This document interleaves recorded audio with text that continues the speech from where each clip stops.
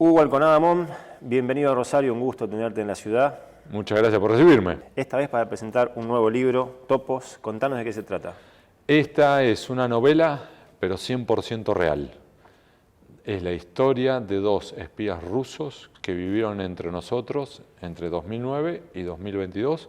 Dieron vueltas por la Argentina, estuvieron en Buenos Aires, en Rosario, en Córdoba, en Mendoza.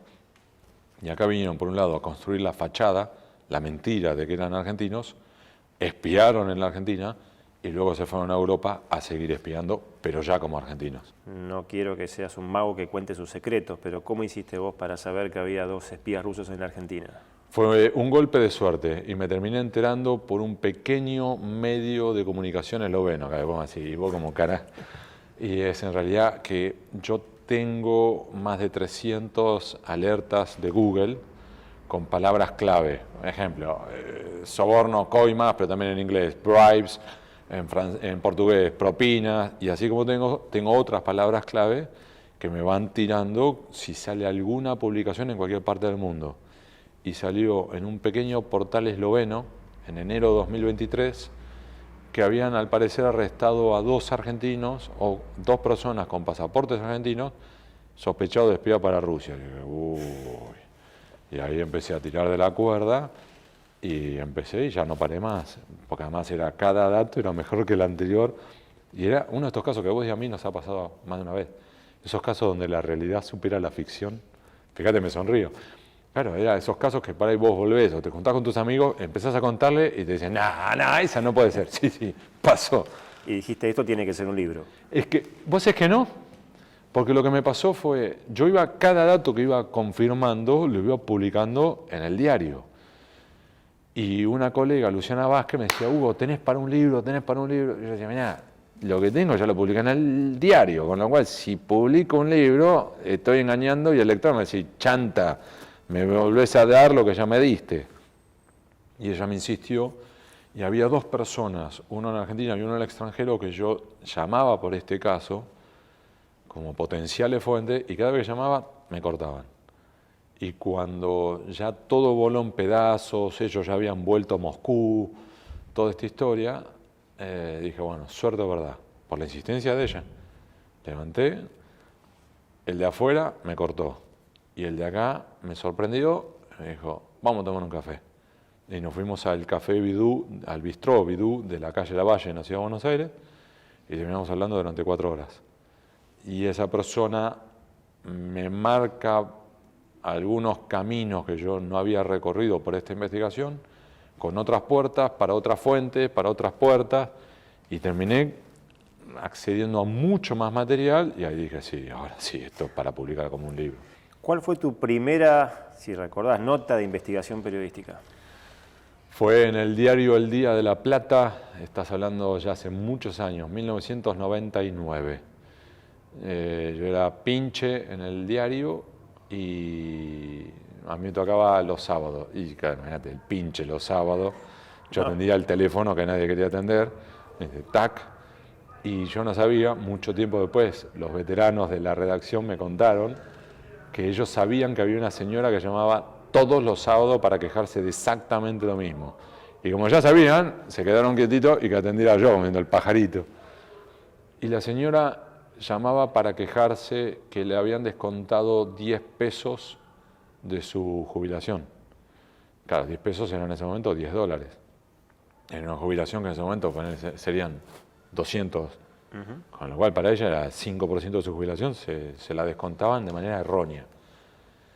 Y lo que hice fue escribir una pequeña postilla, algo muy chiquito, salió en el diario por algo muy chiquito, y empecé a su vez a averiguar un poco más de qué iba la historia. Te hago la historia corta.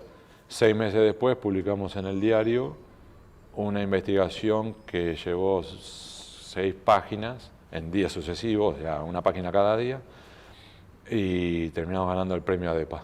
Contame por qué le descontaban 10 pesos a la señora. Porque habían montado un entramado, un contubernio entre un sindicato y la dirección de personal de un determinado ministerio, y lo que hacían era le descontaban 10 pesos a decenas de miles de personas. El monto era tan bajo que nadie se quejaba, y si se quejaba poco y después lo dejaba de quejarse.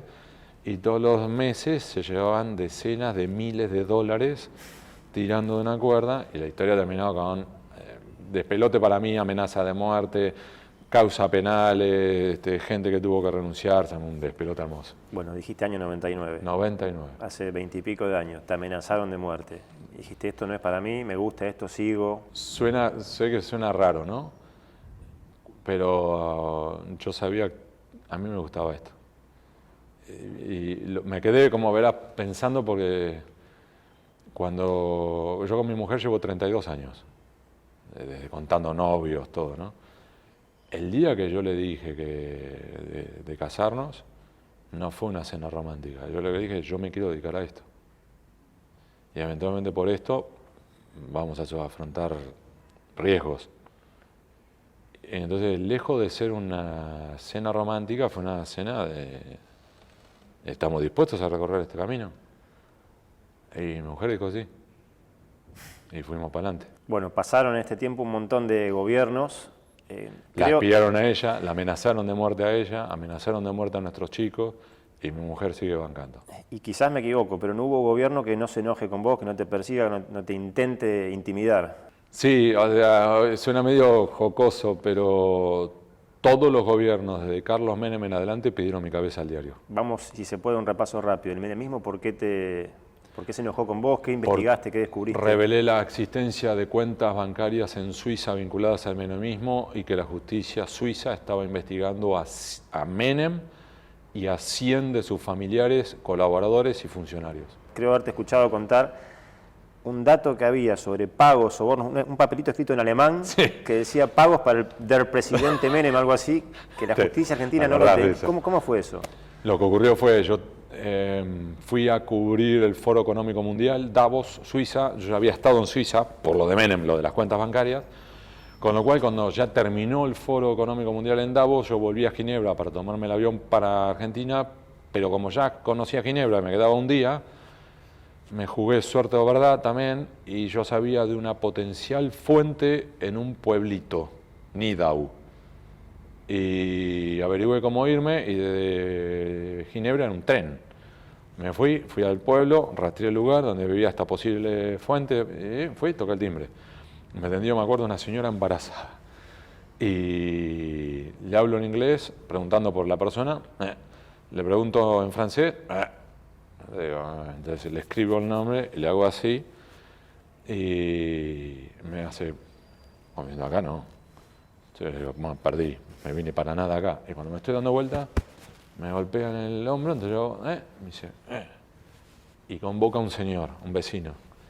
El señor en inglés hablábamos, y me dice, está en el pueblo de al lado. Le digo, ¿para dónde? Para allá, 10 kilómetros. Te estoy haciendo la historia muy larga, en definitiva. Terminé hablando con la persona correcta, esa persona me marca un lugar que yo tenía que ir a Zúrich, Zúrich logro destrabar algo, y de Zúrich me tengo que ir a Múnich. Y me pasé 4 días en un hotel, esperando una llamada, en una habitación de hotel.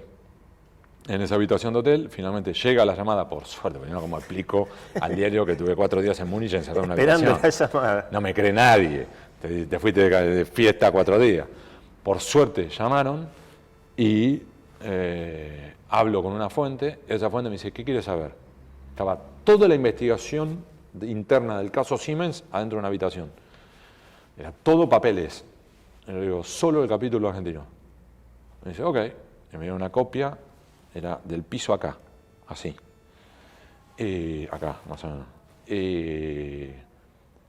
Claro, el 80% era en alemán. Yo no hablo el alemán.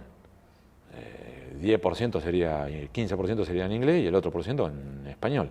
Ahora, claro, empecé a mirar así, me decía, Herr Presidente Menem, rayita, número de cuenta bancaria, rayita, monto. Dije, uy, carajo. Este es el dato. Claro. Y lo que terminó pasó, y cierro con esto, claro, me acuerdo que era tan potente el material, aun cuando estaba en alemán, podías vislumbrar lo que había ahí adentro, y era así, me acuerdo, porque lo que hice fue, mandé todo en el avión de regreso, todo, incluso a mi computadora la encripté y la mandé a la valija, y viajé con los papeles entre las piernas. Yo tengo la rodilla lastimada y tuve que viajar desde Alemania hasta Argentina con las piernas así para poder poner el papel acá. Y ni siquiera lo puse arriba y dije, a ver si todavía se me caen. Vuelan por todo el avión y termino yo de rodillas en 4 patas levantando los papeles. Además, ¿cómo los vuelvo a ordenar en el orden correcto?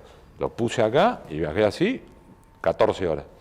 Explicarle a un millennial que te mira por YouTube o por Instagram qué fue el caso Siemens, por qué la importancia, si se puede explicar rápido, qué significó en términos políticos, también de justicia para Argentina. 1992, atentado en la AMIA, embajada, 1994, AMIA, el temor, que todavía continúa, de un tercer atentado en la Argentina. Allí es donde decide el gobierno argentino, el gobierno de Carlos Menem, impulsar nuevos pasaportes, nuevos DNI y mejores controles fronterizos. En la teoría era fenómeno, correcto. En la práctica, una ocasión para cobrar coima. ¿Por qué? Porque hicieron un megaproyecto, una mega licitación y la idea era recaudar. La empresa que termina ganando es Siemens, que acepta pagar. Y lo que en definitiva termina saliendo a la luz, hoy lo sabemos porque la propia Siemens después se da vuelta, admite el pago de sobornos en la Argentina y dice que le pagaron a Menem y a otros sobornos para ganar el contrato, al gobierno de la Rúa para mantener vivo el contrato e incluso a algunos funcionarios del gobierno de Néstor Kirchner para tratar de resucitar el contrato. O sea, pagaron a todos. Y en definitiva, eso termina saliendo a la luz porque Siemens lo admite. Ahora, el pequeño problema es el grado de impunidad es tan grande en la Argentina que aun cuando tenés la empresa te dice, sí, pagué y pagué a estos, que aún así sigue impune en la Argentina. Más de una vez, el laburo tuyo se lee en el diario, circula, se replica como trabajo periodístico, pero llega a la justicia. ¿Qué se siente cuando un trabajo periodístico, vos decís, este dato que conseguí, este papelito que encontré en un hotel en Alemania, llega a que un juez condene a alguien por un político, un corrupto, por lo que yo investigué? La gente cree que yo lo disfruto, ¿no? O que brindo con champán. No. Para nosotros, o sea, ver publicado nuestro trabajo es reconfortante, sí, pero para mí es básicamente, por lo general, es ponerme el casco, decir, ahí vuelan las piñas. Acá, porque lo que yo publico termina siendo incómodo. Hay gente que termina yendo a prisión, que afronta causas penales. Entonces, es decir, viste, escribir la nota, viste, que la revisen los abogados, que lo revisen mi jefe, que no sé qué, es decir, ahí vamos. Es decir, ¡uy! Y hacer así. Y después sí ha habido múltiples, yo llevo más de 70 declaraciones testimoniales en tribunales. Y cada vez que puedo, si las fuentes me autorizan, entrego la información. Que las fuentes, sin exponer las fuentes, me autoricen.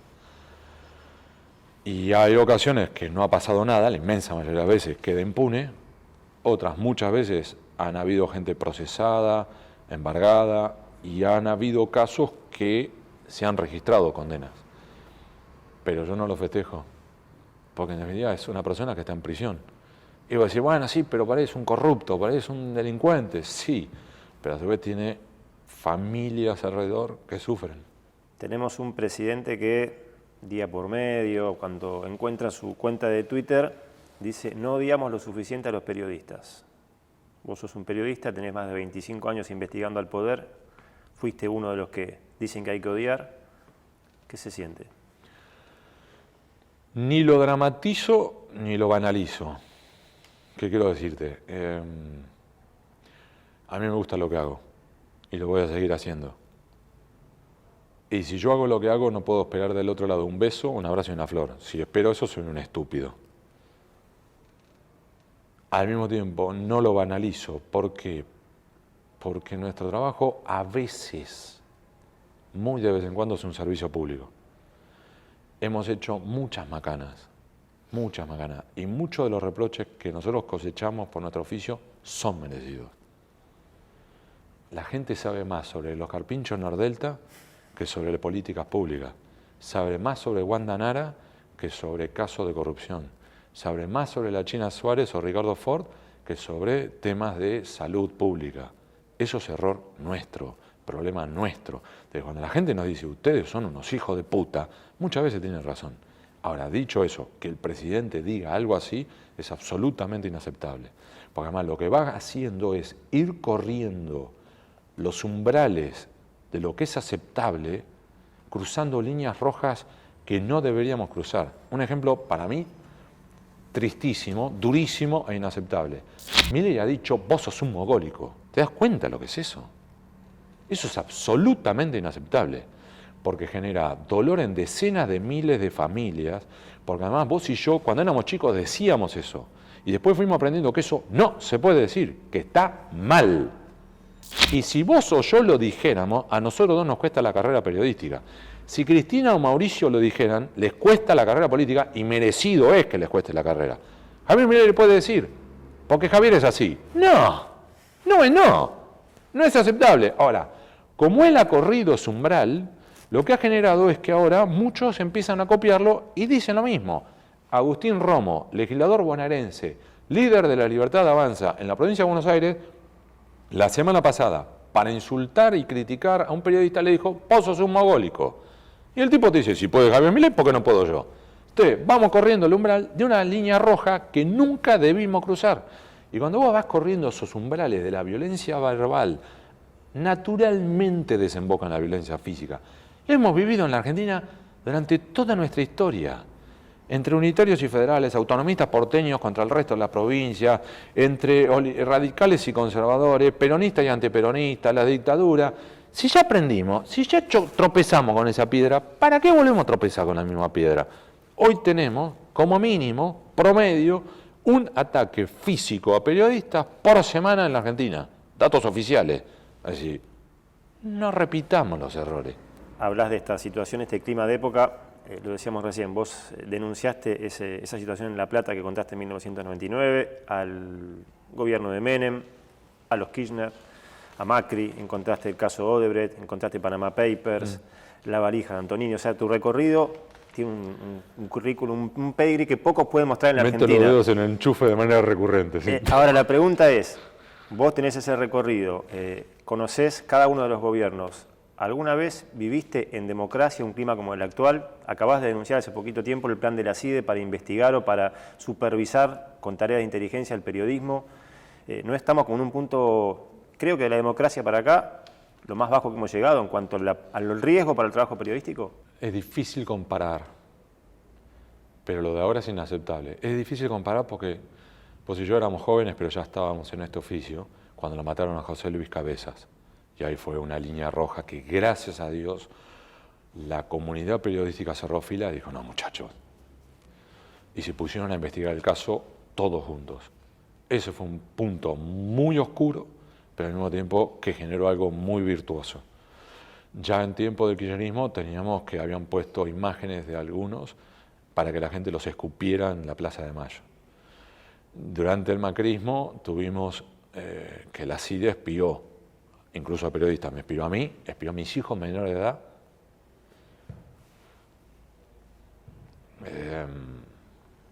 Y ahora tenemos esto. Yo creo que tendríamos que aprender de nuestros errores. Sí, ya hemos vivido episodios durísimos en nuestra historia. Nuestra tierra está abonada con sangre. No repitamos los mismos errores otra vez. No te quiero hacer revivir momentos que habrán sido hace pocas horas complicados para vos, pero cuando vos contaste que la CIDE tenía un plan para investigar, para vigilar, que tenía un presupuesto extra, poquitas horas después te quisieron hackear los teléfonos, tus cuentas. ¿Cómo fue eso? Lo que ocurrió es que nosotros revelamos en el diario la existencia del Plan de Inteligencia Nacional, que es un documento secreto de 170 páginas, que como mínimo entreabre la puerta a tareas de inteligencia interna y legal. Como mínimo la entreabre la puerta. Puedo dar ejemplos, pero en definitiva pueden verlo en el diario lo publicado. Inmediatamente el Gobierno Nacional emitió un comunicado de presidencia en el cual admite la existencia del documento, pero después plantea como que, y estas fueron las palabras, por ejemplo, de la ministra de Seguridad Nacional, Patricia Bullrich, que mi interpretación era sesgada. Entonces, mi respuesta fue, número uno, ratificamos y reafirmamos lo publicado. Número dos, si no es así, muéstranlo. O sea, sin mostrar la parte que pueda ser inquietante y comprometer la seguridad nacional, pero las otras partes que yo digo, mostrarlo. Si no es así, no lo mostraron, no lo publicaron, pero de inmediato lo que ocurrió fue, primero, 10 intentos de hackeo a mi WhatsApp, 2 intentos de hackeo a mi correo electrónico, 2 intentos de hackeo a mi cuenta en la red social X, amenazas de muerte desde 4 teléfonos distintos, 2 de la ciudad de Buenos Aires, 1 de la provincia de Buenos Aires, 1 del interior de la provincia de Chaco, Y luego, por último, me empezaron a inscribir en páginas comerciales de trading financiero y páginas pornográficas, que parece gracioso, pero no lo es. Porque yo ahora tengo cuentas abiertas a mi nombre en páginas porno, y yo lo que no te puedo descartar es que hoy o dentro de 10 años, alguien que tiene control de esa cuenta intente subir un video, por ejemplo, de un pederasta. Y yo termino teniendo problemas. Cuando yo vi eso, radiqué la denuncia penal y ahora está siendo investigado por la Justicia Federal. Vamos a ver si logran rastrear quiénes están detrás de toda esta ofensiva. La última, porque sí que no hay mucho más tiempo. Por los datos que vos tenés hoy, Javier Milei, Karina Milei, su entorno, ¿sabían del caso Libra? ¿Deberían ir a la justicia? ¿Qué información tenés de esto? Lo que te puedo decir es que el presidente Javier Milei tiene todavía varias preguntas que no ha respondido. Y lo que resulta inquietante es que a su vez no muestran interés porque esto se investigue. Vamos a decir, Hugo, son dos afirmaciones media fuertes. La primera, está verificado que ese código alfanumérico de 44 letras y números mayúsculas y minúsculas que el presidente Javier Milei difundió por Twitter no estaba disponible en ningún punto del planeta en Internet. Entonces, lo que él no ha explicado todavía es cómo accedió ese código alfanumérico, quién se lo dio, cuándo se lo dio, por qué se lo dio. Eso no lo respondió. Y número dos, es decir, y no muestran interés en que esto se investigue. Claramente, por un lado, la supuesta unidad de inteligencia interna, de investigación interna que él había creado dentro de la órbita del Poder Ejecutivo, la cerraron sin que completara ni siquiera todos los puntos que habían dicho que tenía que investigar. La cerraron antes. Y número dos, se han dedicado durante los últimos 2 meses y medio a tabicar la investigación de la comisión investigadora sobre el caso Libra dentro del Congreso. A tal punto que hoy, transcurridos ya más de 2 meses, todavía no se ha podido designar a las autoridades porque el oficialismo no quiere que se designen las autoridades. Más clarito de que no quiere que se investigue, es eso. Hugo, gracias. Creo que hay una investigación, la única que vos no harías. A ver. Si yo fuese tu jefe de redacción. Hay que averiguar si el bidón de Branco tenía agua con algo raro. Soy bilardista, hay cánones que no se tocan. Esa nunca vamos a saber. No, claramente no. Gracias, Hugo. Placer.